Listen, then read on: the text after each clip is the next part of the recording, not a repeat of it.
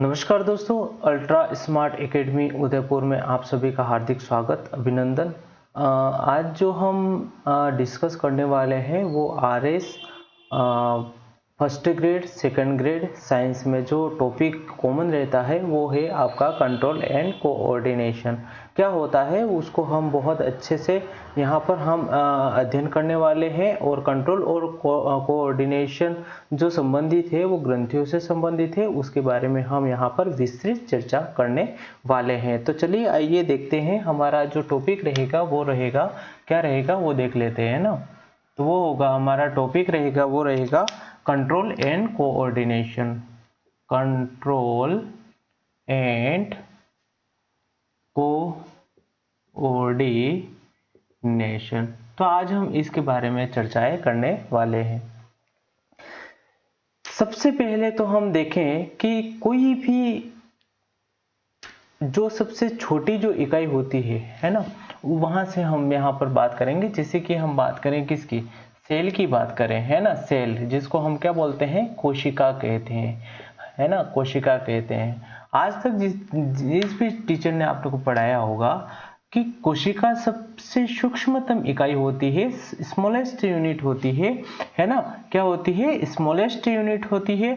लेकिन कंडीशन ये है कि एक कोशिका को कोशिका कब कहें, तो कोशिका को कोशिका तब कहेंगे जब हमारा क्या होगा कि इसमें क्या उपस्थित होना चाहिए, एक केंद्रक हो, क्या हो, केंद्रक हो। और दूसरी चीज हम बात करें कोशिका द्रव्य, कोशिका द्रव्य। और तीसरी चीज हम बात करें कि एक होनी चाहिए कोशिका झिल्ली, कोशिका झिल्ली।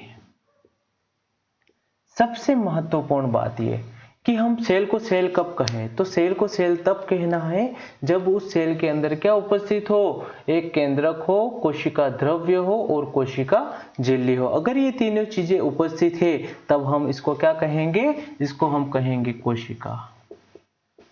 क्या कहेंगे, कोशिका, जिसको हम सेल भी कहते हैं। केंद्रक को हम कहते हैं न्यूक्लियस, क्या बोलते हैं, न्यूक्लियस। और कोशिका द्रव्य को हम कहते हैं साइटोप्लाज्म। और इस कोशिका झिल्ली को कहते हैं सेल मेम्ब्रेन। क्लियर। तो सबसे पहली चीज आपको ये ध्यान में या ये समझ में आगे होगी कि सेल किसे कहते हैं। सेल हम उसको कहेंगे जिसमें हम हमारा क्या हो, केंद्रक उपस्थित हो, है ना, साइटोप्लाज्म हो और क्या हो, हमारा कोशिका झिल्ली। ये तीनों चीजें ही अगर उपस्थित है तो हम कह सकते हैं कि वो क्या है, सेल, है ना।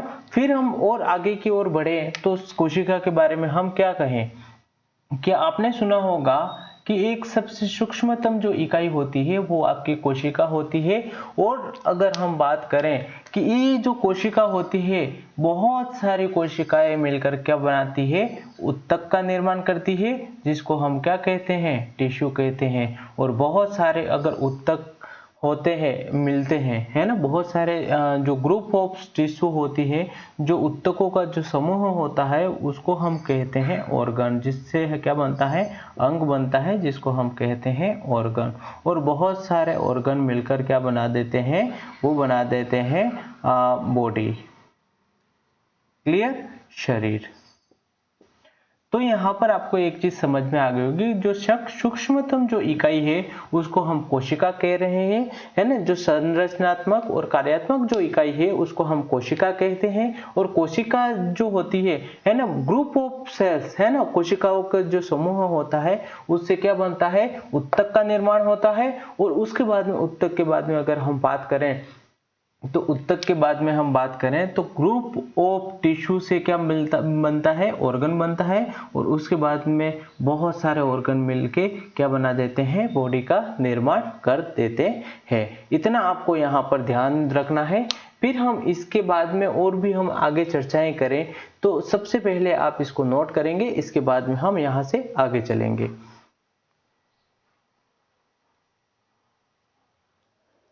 अब हम इसके बाद में हम आगे की ओर बढ़े तो जो कोशिका होती है वो दो प्रकार की होती है ना। अब कैसे दो प्रकार की होती है देखते हैं। मतलब हम बात करें, एक हमने दो प्रकार की सेल्स ली, दो प्रकार की कोशिकाएं ली, है ना। तो एक प्रकार की कोशिका तो ऐसी होती है जो अपने ही अंदर कुछ पदार्थों का क्या करती है, सिक्रेशन करती है, कुछ पदार्थों का स्रवण करती है ना। मतलब इसीलिए इस सेल को हम क्या बोल देते हैं, कुछ कैसे पदार्थ, सिक्रेटरी मैटर छोड़ती है ना, स्रावी पदार्थ का स्रवण करती है, इसीलिए हम इसको बोल देते हैं स्रावी कोशिका। क्लियर। लेकिन एक ऐसी सेल है जो कुछ भी स्रावित नहीं करती है, इसलिए इस सेल का नाम हमने क्या रख दिया, अस्रावी कोशिका, नॉन सिक्रेटरी सेल के नाम से भी जानी जाती है।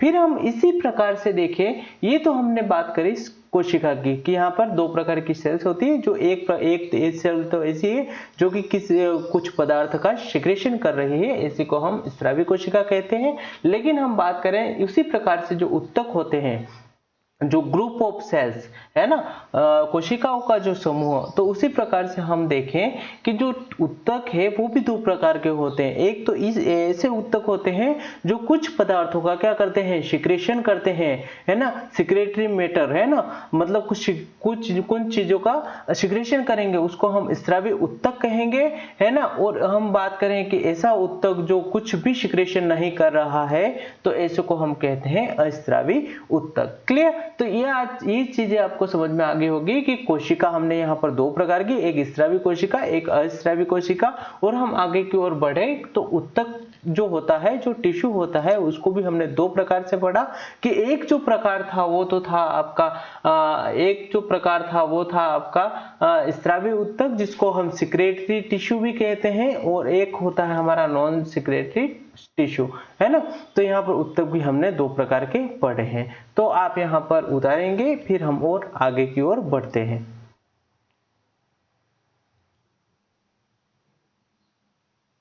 फिर स्टूडेंट हम आगे बढ़े तो हमने टिश्यू दो प्रकार के पढ़े थे।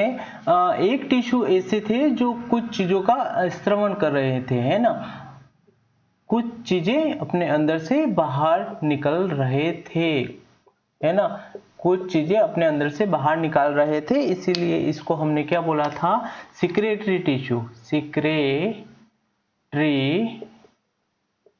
टिश्यू। क्लियर। ये कहा था हमने स्रावी उत्तक, स्रावी उत्तक। क्लियर।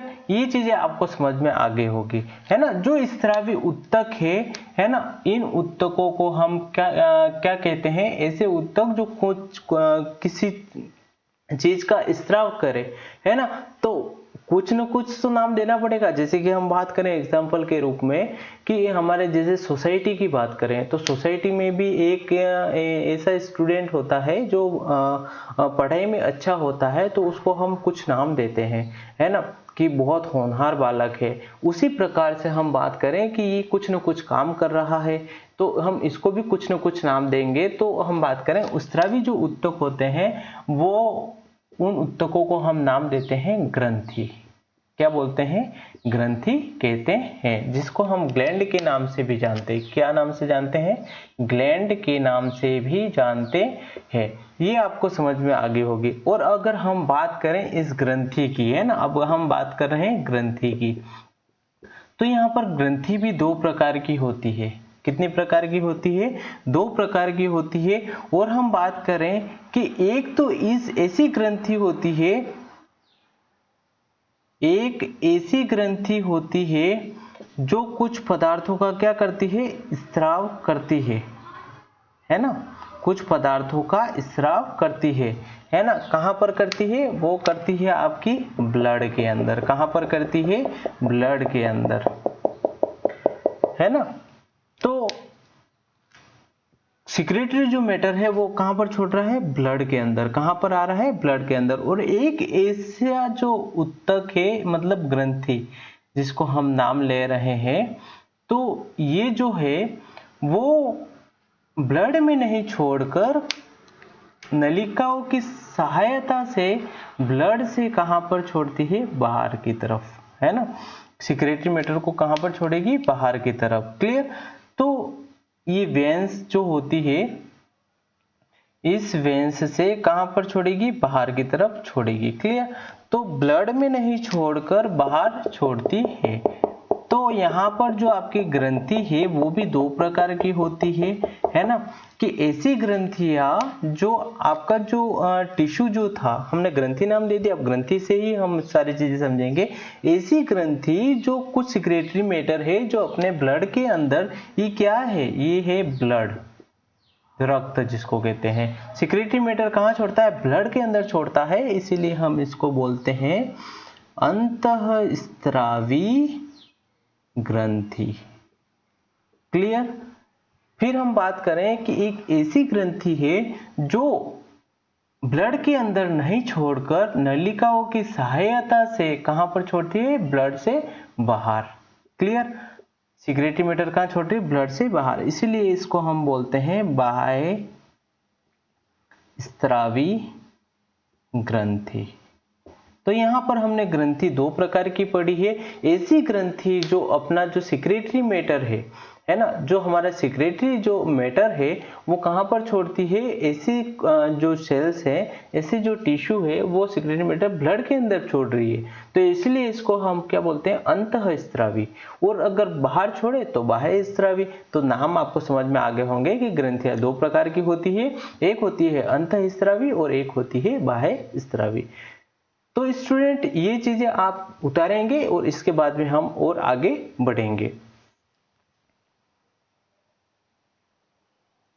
तो स्टूडेंट्स हम आगे की ओर बढ़े तो हमारे जो ये कंट्रोल एंड कोऑर्डिनेशन था, तो यहाँ पर हम देख रहे थे ग्रंथि, है ना। ग्रंथि में भी अगर हम देखें तो अंतःस्रावी ग्रंथि और बाह्य स्रावी ग्रंथियों की हम यहाँ पर चर्चाएं कर रहे थे। तो एंडोक्राइन ग्लैंड और एक्सोक्राइन ग्लैंड क्या होती है, तो मैंने समझाया था जो अंतःस्रावी जो ग्रंथि होती है कि ऐसा जो टिश्यू होता है वो क्या करता है, जो हमारा जो सिक्रेटरी जो मैटर होगा, जो सिक्रेटरी जो मैटर होगा वो कहाँ छोड़ेगा, वो ब्लड के अंदर छोड़ेगा। कहाँ छोड़ेगा, ब्लड के अंदर छोड़ेगा, है ना। तो ये जो सिक्रेटरी मैटर है इसी को हम कह रहे हैं, क्या बोलते हैं, हार्मोन कह रहे हैं। क्या बोल रहे हैं, हार्मोन, है ना। और हार्मोन अगर हम बात करें कि अगर कोई भी स्रावी पदार्थ है तो वो ब्लड के अंदर अगर छोड़ता है ना, ब्लड के अंदर छोड़ता है, तो ब्लड हमारा पूरे शरीर के अंदर पूरा मतलब उसका फ्लो हो रहा है ना, पूरे बॉडी के अंदर उसका फ्लो हो रहा है। तो पूरी बॉडी के अंदर फ्लो हो रहा है तो ऑब्वियसली जो हार्मोन है वो भी ब्लड की सहायता से पूरी बॉडी के अंदर पूरा अपना प्रभाव दिखाएगा, इसीलिए हम इसको बोलते हैं शारीरिक प्रभाव, है ना। कि ये जो होता है, ये जो एंडोक्राइन जो ग्लैंड होती है वो शारीरिक प्रभाव दर्शाती है। और अगर हम दूसरी ओर की बात करें तो जो बाह्य स्रावी जो ग्रंथि होती है, तो बाह्य स्रावी जो ग्रंथि है वो नलिकाओं की सहायता से, है ना, ब्लड के अंदर नहीं जा रहा है, ब्लड के अंदर इसका हार्मोन नहीं जा रहा, ब्लड से बाहर जा रहा है, तो इसका जो सिक्रेटरी मैटर कहलाता है वो एंजाइम कहलाता है। वो एंजाइम स्पेसिफिक स्थानीय मतलब कोई स्पेसिफिक जगह पर ही मतलब अपना प्रभाव दर्शाएगी, इसीलिए इसको स्थानीय प्रभाव ही कहते हैं। तो यही चीजें आपको ध्यान रखना है और इसकी लैंग्वेज भी हम यहाँ पर सारी चीजें देखने वाले हैं, पॉइंट टू पॉइंट यहाँ पर हम एक एक चीजें हम चर्चाएं करेंगे। तो आप एक पॉइंट बनाकर आप लिखेंगे, जैसे कि अंतःस्रावी ग्रंथि, है ना, अंतःस्रावी ग्रंथि के आप पॉइंट लिखेंगे, फिर हम चर्चाएं यहाँ पर करने वाले हैं। स्टूडेंट्स अब आप हेडिंग डालेंगे अंतःस्रावी ग्रंथि और इसके बारे में हम एक एक चीज यहाँ पर पॉइंट टू पॉइंट यहाँ पर लिखेंगे। तो सबसे पहले तो अंतःस्रावी जो ग्रंथि थी वो अपना जो सिक्रेटरी मैटर है वो ब्लड के अंदर छोड़ रही थी, उसमें किसी भी प्रकार की कोई भी नलिका नहीं थी। तो सबसे पहले आप यहाँ पर पॉइंट डाल के लिखेंगे कि नलिका विहीन ग्रंथि, नलिका विहीन ग्रंथि। क्लियर, ये चीजें आपको ध्यान रखना है। और मैंने यहाँ पर बताया था आपको कि मानव शरीर जो होता है, यहाँ पर आप लैंग्वेज में लिखेंगे मानव शरीर अनेक कोशिकाओं से मिलकर बना हुआ होता है। मानव शरीर अनेक कोशिकाओं से मिलकर बना होता है, अनेक कोशिकाओं से मिलकर बना हुआ होता है। जब अनेक कोशिकाएं मिलती हो तो, जब अनेक कोशिकाएं मिलती हैं तो ऊतक का निर्माण होता है। और बहुत सारे उत्तक, है ना, जब अनेक उत्तक मिलते हैं, जब अनेक उत्तक मिलते हैं, जब अनेक उत्तक मिलते हैं तो अंग का निर्माण होता है, तो अंग का निर्माण होता है।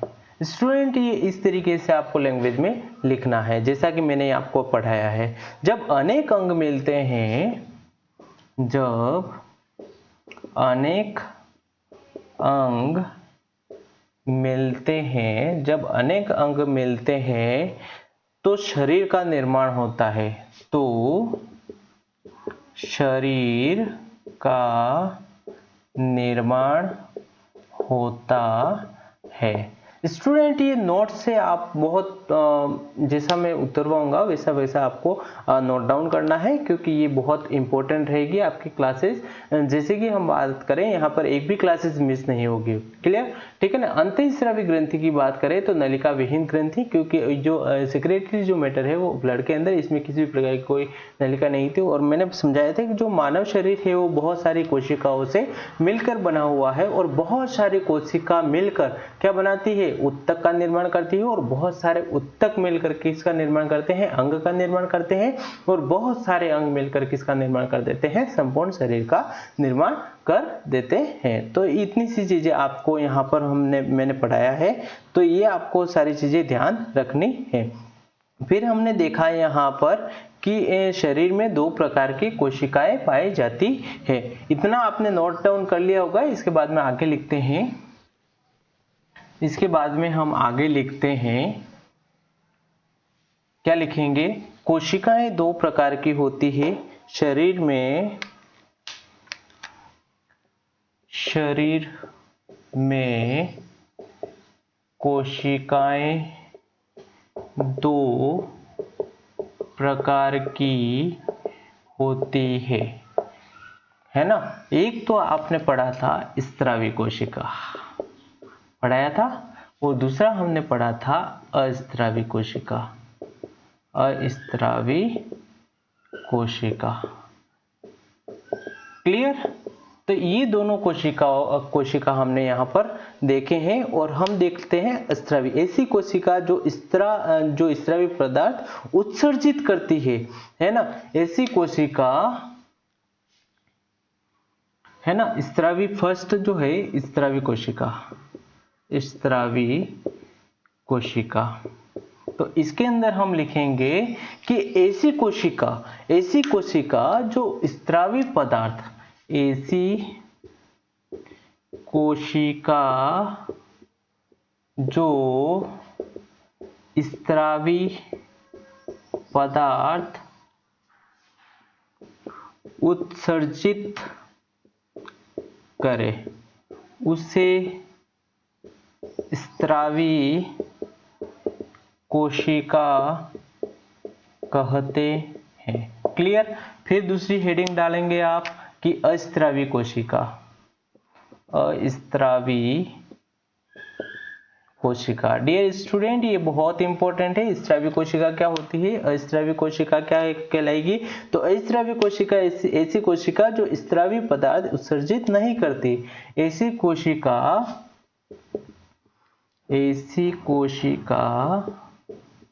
जो स्त्रावी पदार्थ उत्सर्जित नहीं करती,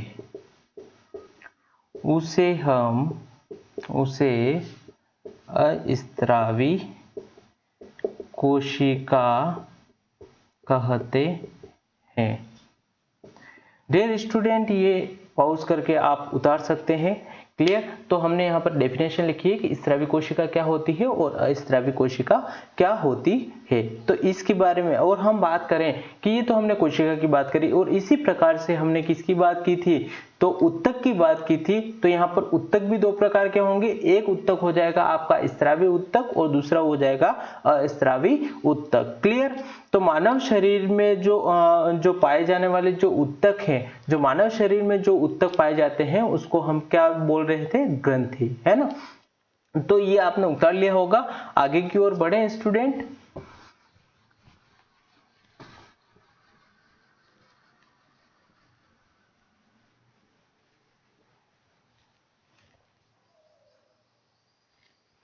जैसे आगे की ओर हम बढ़ते हैं कि उसी प्रकार से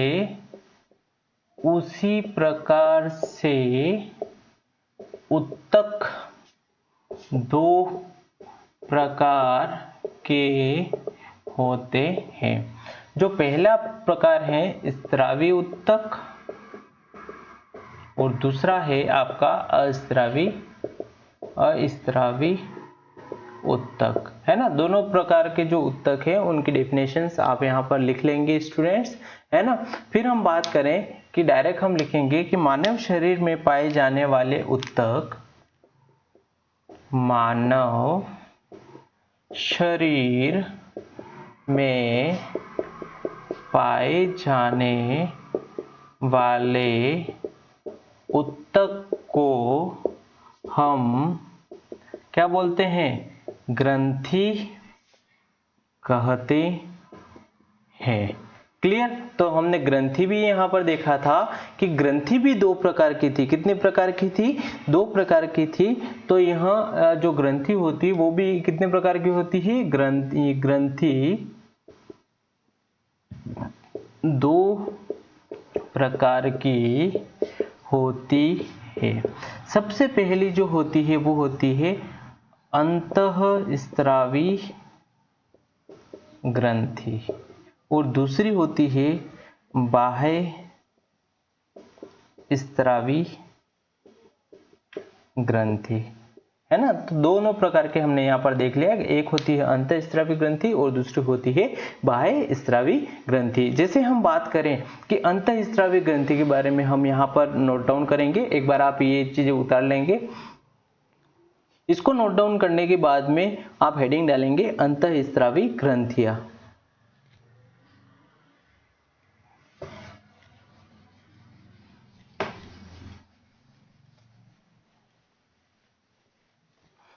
सबसे पहले आप हेडिंग डालेंगे अंतःस्रावी ग्रंथियां। अंतःस्रावी ग्रंथि। क्लियर।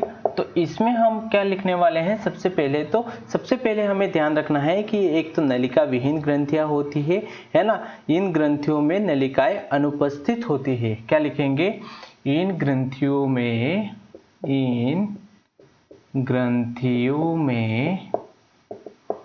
नलिकाएं अनुपस्थित होती है। किसी भी प्रकार की कोई नलिकाएं नहीं पाई जाती है। एक तो ये चीजें आप ध्यान रखेंगे और उसके बाद में आप ध्यान रखेंगे यह ग्रंथि अपने स्रावी पदार्थ को, यह ग्रंथि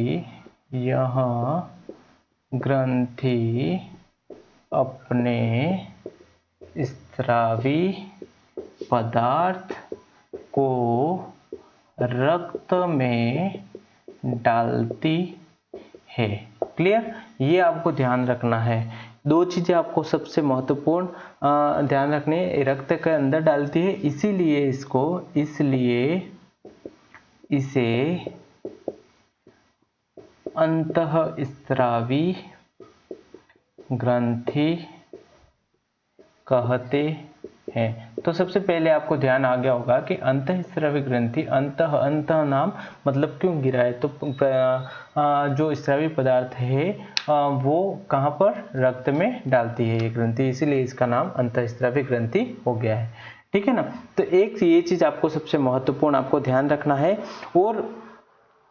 और हम बात करें कि जो अंतःस्रावी जो पदार्थ है ना, जो स्रावी जो पदार्थ है उसको हम क्या बोल रहे थे, हार्मोन। और जो ये हार्मोन होता है वो शारीरिक प्रभाव दर्शाता है, ये लिख देंगे, हार्मोन शारीरिक प्रभाव दर्शाता है, ये आप ध्यान रखेंगे। फिर हम बात करें इसके बाद में कि बाह्य स्रावी ग्रंथि क्या होती है, तो आप नोट डाउन करेंगे। सबसे पहले तो अंतःस्रावी ग्रंथि की डेफिनेशन लिखेंगे, इसके बाद में हम बाह्य स्रावी ग्रंथियों के बारे में नोट करेंगे। तो इसके बाद में हम बात करें, इसके बाद में हम स्टूडेंट यहाँ पर आप हेडिंग डालेंगे। इसके बाद में हम बात करें दूसरे नंबर की, तो बाह्य स्रावी ग्रंथि, क्या नाम है, बाह्य स्रावी ग्रंथि, बाह्य स्रावी ग्रंथि। तो बाह्य स्रावी ग्रंथि को हम एक्सोक्राइन ग्लैंड भी कहते हैं। सबसे पहला पॉइंट तो आप लिखेंगे, इन ग्रंथियों में नलिकाएं पाई जाती है। तो स्टूडेंट हम बात करें तो बाह्य स्रावी ग्रंथि के बारे में, तो बाह्य स्रावी जो ग्रंथि है, तो बाह्य जो स्रावी ग्रंथि है, इन ग्रंथियों में नलिकाएं पाई जाती है। सबसे पहला पॉइंट, तो इन ग्रंथियों में नलिकाएं पाई जाती है। सबसे पहला पॉइंट तो आपको ये नोट करना है कि ये ऐसी ग्रंथि है जिसमें नलिकाएं पाई जाती है। यह ग्रंथि अपने स्रावी पदार्थों को रक्त के बाहर स्रावित करती है। यह ग्रंथि